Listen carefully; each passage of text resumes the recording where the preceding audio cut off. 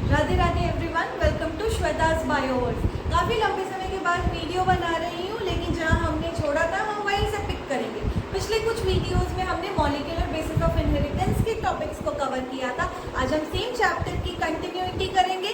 तो हमारा आज का टॉपिक है जेनेटिक कोड। जेनेटिक कोड्स हमारे ऐसे कोड्स होते हैं जो कि न्यूक्लियोटाइड के सीक्वेंसेस से बने होते हैं और साथ ही वो एमआरएनए पे प्रेजेंट होते हैं।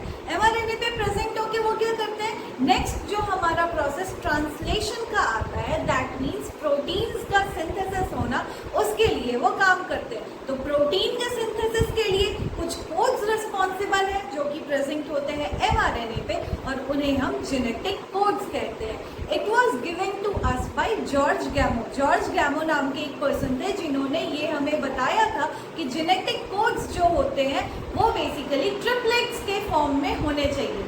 तो चलिए समझते हैं जॉर्ज गैमो साहब ने ये क्यों बोला कि कोडॉन्स ट्रिपलेट के ही फॉर्म में होंगे। क्योंकि हमारे पास में टोटल 20 अमाइनो एसिड्स हैं जो कि हमारे लिए एसेंशियल है, ठीक है।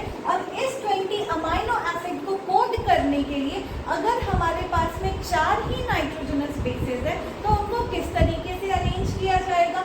सपोज कीजिए कि 4 नाइट्रोजनस बेसेस इंडिविजुअली कोड कर रहे हैं, यानी कि एडेनिन किसी एक प्रोटीन के लिए कोड करेगा, हमारा यूरेसिल किसी एक प्रोटीन के लिए कोड करेगा, देन हमारा गुआनिन एक प्रोटीन और साइटोसिन एक प्रोटीन या फिर अमाइनो एसिड बोल लीजिए। तो अगर ये एक एक अमाइनो एसिड्स के लिए कोड करते हैं तो सिर्फ 4 अमाइनो एसिड्स ही होंगे कोड। इसलिए इन्होंने बोला कि ये मेथड गलत, ठीक है, एक के फॉर्म में नहीं होगा। अब अगर मान लीजिए कि ये चारों के चारों नाइट्रोजनस बेसिस डबलेट्स के फॉर्म में है तो भी हमारे पास में क्या होगा, सिर्फ और सिर्फ हमारे पास में 16 अमाइनो एसिड्स कोड हो पाएंगे। लेकिन अगर ये चारों के चारों अमाइनो एसिड्स हमारे ट्रिपलेट्स के फॉर्म में होते हैं तो यहाँ पे हमारा 4 × 4 × 4 that means 64 amino acids code हो पाएंगे, यानी कि 20 अमाइनो एसिड्स तो कोड हो गए। इसलिए जो अमाइनो एसिड्स होते हैं वो ट्रिपलेट्स के फॉर्म में होते हैं। अब जो जॉर्ज गैमो साहब हैं उन्होंने क्या बोला कि ये 64 कोड्स काम करते हैं जो कि हमारे ईच इंडिविजुअल अमाइनो एसिड्स को कोड करते हैं। तो हम देखते हैं अमाइनो एसिड्स तो 20 ही है लेकिन कोड्स तो हमारे 64 हो गए। तो यहाँ पे ट्रिक ये आता है कि एक अमाइनो एसिड को कोड करने के लिए मोर देन 2 या फिर मोर देन 1 कोडॉन्स प्रेजेंट होंगे। एक से ज्यादा कोडॉन्स एक ही अमाइनो एसिड को कोड कर सकते हैं। तो हम देखते हैं कि गैमो ने जो बात बोला कि 64 कोडॉन्स होने चाहिए, टोटल जेनेटिक कोड्स होने चाहिए फॉर कोडिंग 20 अमाइनो एसिड, तो इसके कुछ सपोर्टर्स भी थे और उन सपोर्टर्स का नाम है हरगोबिंद खुराना,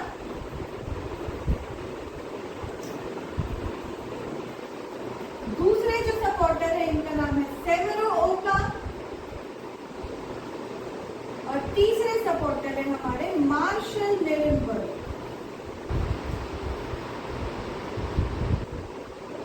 अब हम देखते हैं कि ये जो 64 कोडॉन्स हमारे यहाँ पे बने हैं वो 64 कोडॉन्स किस तरीके से अरेंज किए जाते हैं। तो 64 अमाइनो एसिड्स को रिप्रेजेंट करने के लिए हम एक स्क्वायर बनाते हैं जिसमें कि हम इस एक्सिस पे यानी कि y एक्सिस पे UCAG रखते हैं, देन हमारे x एक्सिस पे UCAG रखते हैं एंड हर एक इंडिविजुअल बॉक्स में ये UCAG यहाँ पे हम लिखते हैं। अब क्या करेंगे, अब क्योंकि हमारे कोडॉन्स ट्रिपलेट्स के फॉर्म में होते हैं तो हम तीनों को साथ में इकट्ठे लिखेंगे। तो U हमारा पहला कोड होता है, दूसरा कोड हमारा UUC है, नेक्स्ट कोड हमारा UUA है एंड इसी तरीके से फोर्थ कोड हमारा UUG है, ठीक है।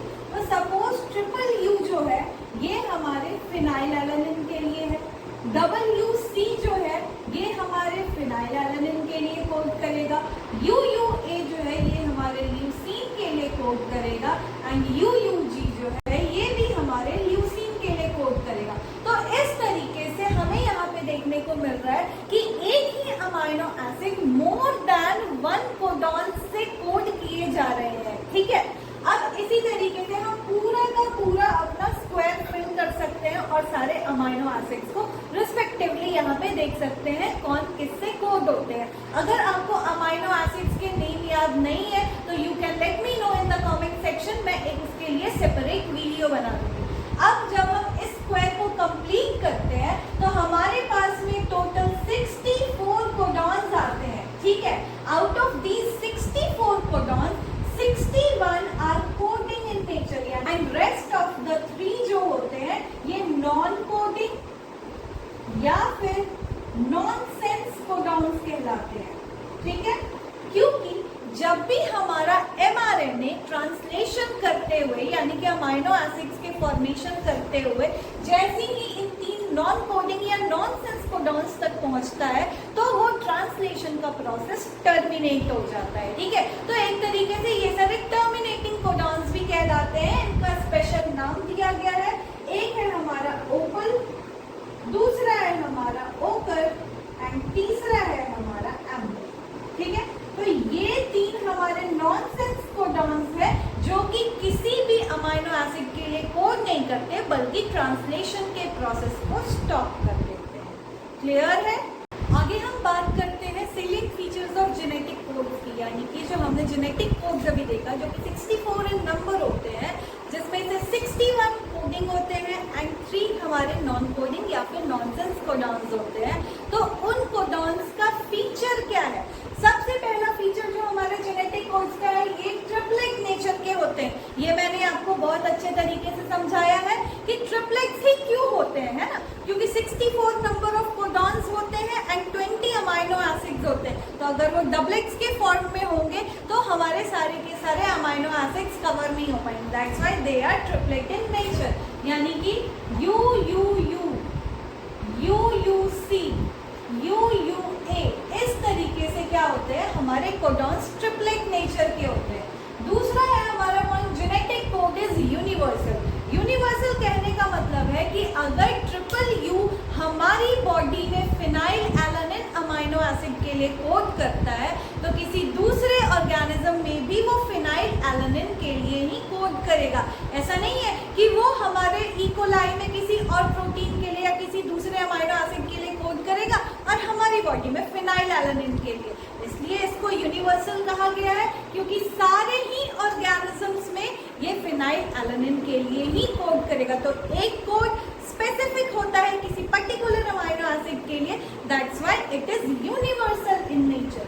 नेक्स्ट पॉइंट है no punctuations are present in between codons, यानी कि जब हम कोडॉन्स को रीड करेंगे तो उनके बीच में कोई भी पंक्चुएशन मार्क्स नहीं होते, यानी कि UUC, UUG, UAG, CCUA इस तरीके से अगर हमारे mRNA पे कोडॉन्स प्रेजेंट है तो इनको हम कंटिन्यूअस फॉर्म में UUC, UUG, UAG, CCU इस तरीके से पढ़ेंगे। बीच में कोई भी स्लैश मार्क या कॉमा या किसी भी तरीके का कोई पंक्चुएशन मार्क्स नहीं आता है। नेक्स्ट पॉइंट है they are non overlapping. Non overlapping यानी कि अगर हमने UUC को एक बार रीड कर लिया है या फिर UUC अगर एक पर्टिकुलर अमाइनो एसिड के लिए कोड कर चुका है तो फिर से इसका C वाला पॉइंट जो है वो CUU फॉर्म नहीं करेगा, वो क्या होगा, वो अलग हो जाएगा। ये एक इंडिविजुअल अमाइनो एसिड के लिए कोड करेगा, देन UUG आएगा, ना कि हम इस G को इस नेक्स्ट वाले कोडॉन में इंक्लूड कर ले, ऐसा कोई रूल नहीं होता है, ठीक है। तो कोडॉन्स जो होते हैं वो हमारे नॉन ओवरलैपिंग होते हैं। नेक्स्ट पॉइंट है एक single amino acid multiple codons के थ्रू रिप्रेजेंट किया जा सकता है। जैसे कि हमने देखा था UUA जो है ये फिनाइल एलानिन के लिए कोड कर रहा था एंड UUU जो है ये भी हमारे फिनाइल एलानिन के लिए ही कोड कर रहा था। दैट मीन्स कि मोर देन 1 कोडॉन होते हैं एक ही इंडिविजुअल अमाइनो एसिड के लिए। Okay, such codons are called degenerate codons, ठीक है। Next codons are unambiguous and specific. Codons unambiguous होते हैं यानी कि एक इंडिविजुअल हमारा जो अमाइनो एसिड होता है उसका एक पर्टिकुलर कोडॉन होता है, यानी कि अगर फिनाइल एलानिन UUA से कोड हो रहा है तो कोई भी दूसरा और अमाइनो एसिड UUA से कोड नहीं होगा, सिर्फ फिनाइल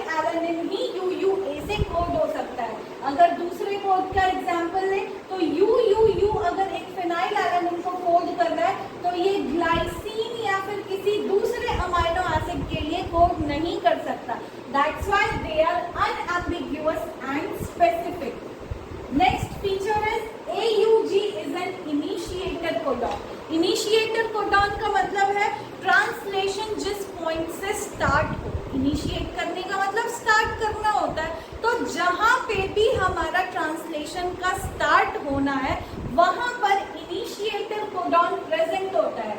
इनिशिएटर कोडॉन क्या है? इनिशिएटर कोडॉन AUG है जो कि मेथियोनिन के लिए कोड करता है। तो जब भी ट्रांसलेशन स्टार्ट होना है वहां पे AUG कोडॉन प्रेजेंट होगा, तभी ही ट्रांसलेशन का प्रोसेस इनिशिएट यानी कि स्टार्ट हो पाएगा। नेक्स्ट है टर्मिनेशन कोडॉन्स के बारे में बताया गया। मैंने आपको बताया था आउट ऑफ 64 कोडॉन्स 3 नॉनसेंस या फिर टर्मिनेटिंग कोडॉन्स या फिर नॉन कोडिंग कोडॉन्स होते हैं, और उन 3 कोडॉन्स का मैंने आपको नाम बताया था ओपल, ऑकर एंड ऑम्बर। तो उनके कोड्स यहाँ पे मेंशन्ड है। UAA is for ochre, UAG is for amber and UGA is for opal. So these were the salient features of genetic codes. Next we will discuss about translation.